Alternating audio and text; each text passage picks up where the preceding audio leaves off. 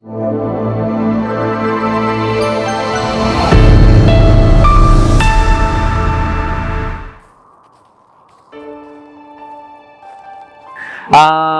my name is Ray Santisteban. I'm the program coordinator of Ocean World of Sound.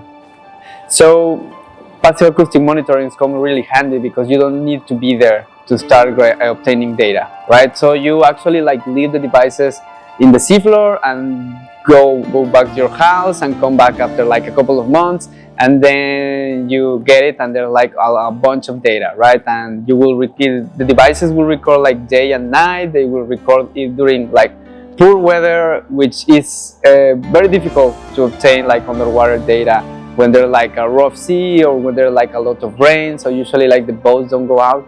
So these devices keep recording during all that time. The training was intended to build capacities in passive acoustic monitoring. This is what some students learn during a whole semester, right? And not even all of this. So it was a lot of information, but it was made so that by the end of the training program, the students would be able to design their own deployments, to deploy their devices, grab the data, and do basic analysis, right? So this will put them into the position where they can actually start learning about the marine ecosystem. It was organized so that they could start by learning just the fundamentals of both passive acoustic monitoring, but also bioacoustics, and also to better understand how the sound propagates, how the sound works in the marine ecosystem. And then about the devices, the different devices that we use cost-efficient devices. They are really low cost compared to what the other devices are. After they learn how to program, they learn how to program the devices, how to deploy them, right? How to plan, how to strategize and design deployment. And then we did a field practice, so they also it was hands-on, put the devices underwater. So this is one of the devices that we are currently using for this pilot project. This is called a hydromod, and as you can see, it's the size of a small camera. It's open source, so that means that you can build your own if you have the knowledge to do it. It uses regular alkaline batteries, has a small acoustic sensor. You can put an SD card, micro SD card, and you just close it and put it underwater. So this device is going to be recording all the sounds that are nearby. And this is super relevant because this device is really cheap compared to other devices. So this is bringing bioacoustics and acoustic monitoring, passive acoustic monitoring to a lot of people, making it also, people are doing their own adaptations with it.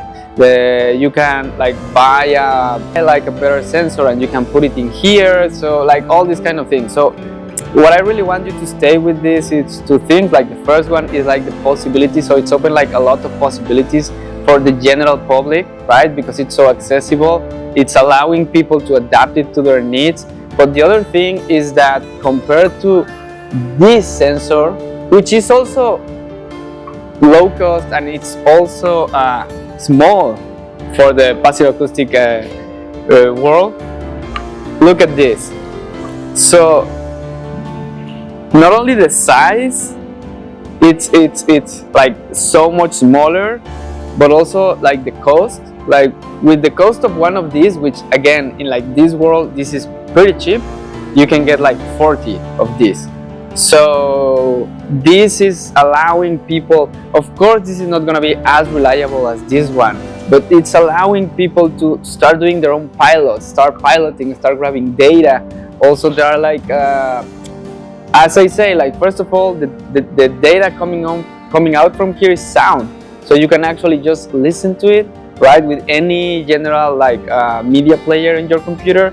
But then there's also specialized software that it's open source as well. that it's royalty free. Like for example, there's Audacity, there's Raven Light that you can like just download it and start doing some more like specialized and deeper analysis. So passive acoustic monitoring is just starting in a sense, and as technology evolves, the possibilities for people using passive acoustic monitoring are just growing exponentially. We're at the door of being able to deploy like long networks of underwater sensors, acoustic sensors, with minimal resources. We're like right at the door of like machine learning, right? Like all these things that are everywhere. We're almost there, and the important thing like of artificial intelligence or machine learning or all of this is that you have the data so they can analyze it. Or this is a great way to obtain big data sets. Again, like great way to obtain big data sets with minimal resources. Maldives have this opportunity to think outside the box, to do it differently, and this pilot and all the other pilots are just tools that will allow you to do it, because the uniqueness of this country, it's nothing but an area of opportunity, right? So, and for what I've seen being here, the DMAL team, the way you work, the way you put attention in all the little details, is like the proper way to do things, right? You bring the professionals to teach you, and you make sure that the knowledge is being transferred.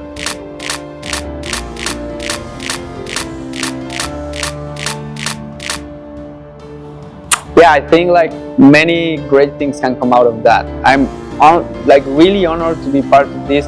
I'm really honored to bring this little thing to the table, that it's passive acoustic monitoring. And I also felt like the community, like this resonated with the community, right? So the community is receptive, you are bringing the tools, so I can only assume that the response and the solution is going to be great. And I'm hopeful, like hopefully I'm going to be able to look at it in a couple of years and see where this is going.